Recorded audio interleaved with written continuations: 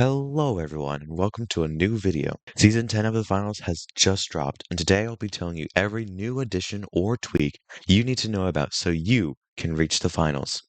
First off, specialization changes. A brand new specialization has been added, that being the shockwave to the medium class. Upon use, an orb is thrown which on impact pushes players and objects away from the blast, including yourself and gadgets like mines or grenades. I believe most of the time this spec will just be used for movement more than anything else, seeing how you can combine it with the jump pad. Additionally, the demon has been given another charge in exchange for a 10-second longer cooldown. However, the equip delay has not been changed.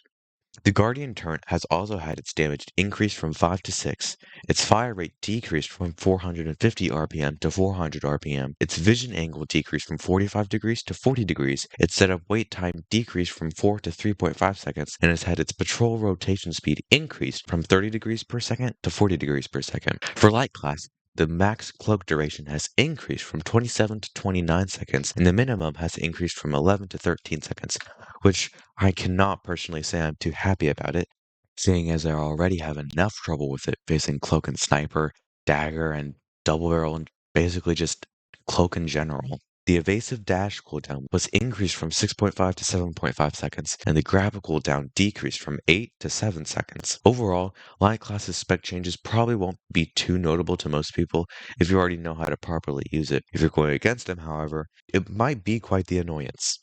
Surprisingly, nothing was changed for heavy classes specializations. For weapon changes, we first off have a brand new addition to the medium class, the Chimera XB, a semi-automatic crossbow. Additionally, the AKM has had its mag size increased from 32 to 34 bullets, a change which I've heard is long overdue. The CO40 has had its max damage increased from 100 to 105.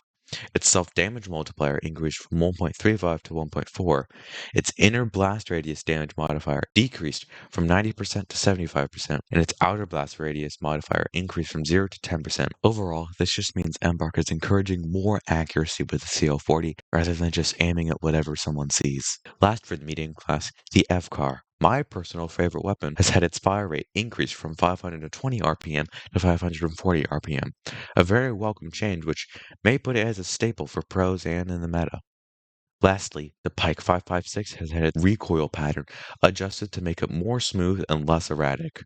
For Light Class, the M26 Matter has had its pellet spread decreased by 10%, making it more accurate, and its environmental damage per pellet increased from 5 to 9.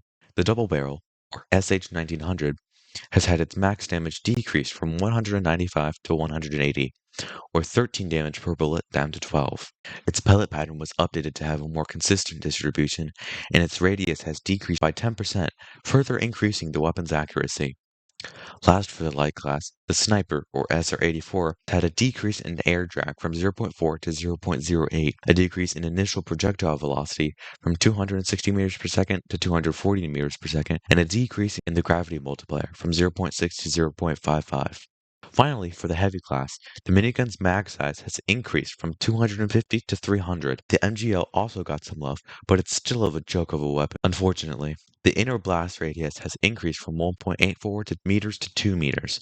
Its damage modifier for outer blast radius has increased from 0% to 12%, and the damage modifier for inner blast radius has decreased from 100% to 90%. They do mention that this is not the MGL rework previously promised, but rather some quality of life changes. Next up, we have gadget changes. For medium class, there is a new gadget, the hover pad. It allows you to deploy a small area to stand on midair, potentially allowing to gain some serious height.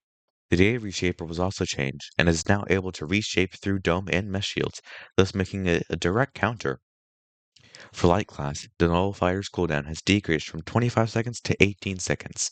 The sonar grenade's cooldown has decreased from 40 to 34 seconds, and the thermal bore's cooldown has decreased from 35 to 25 seconds. Lastly, for Heavy Class, the lockbolt has had its cooldown decreased from 40 seconds to 30 seconds, and the lock duration has decreased from 8 seconds to 7. Finally, a new map has been added, Starlight Hollow, a huge cozy village, quote, nestled in a forest straight out of a fairy tale, to feat the new fantasy theme. However, it's currently exclusive to Point Break and Team Deathmatch modes. One final thing. This season, the finals has implemented the new ranked coin system, allowing players to purchase any ranked gun or gadget skin they want with the respective coin awarded. However, there is a noticeable difference in the accent color. Instead of being silver like previously, it is now black. And that is it. That's everything new to Season 10 that actually matters. With all that said, I hope you enjoyed or found this video helpful, and it would really mean a lot to me if you liked or subscribed. See ya!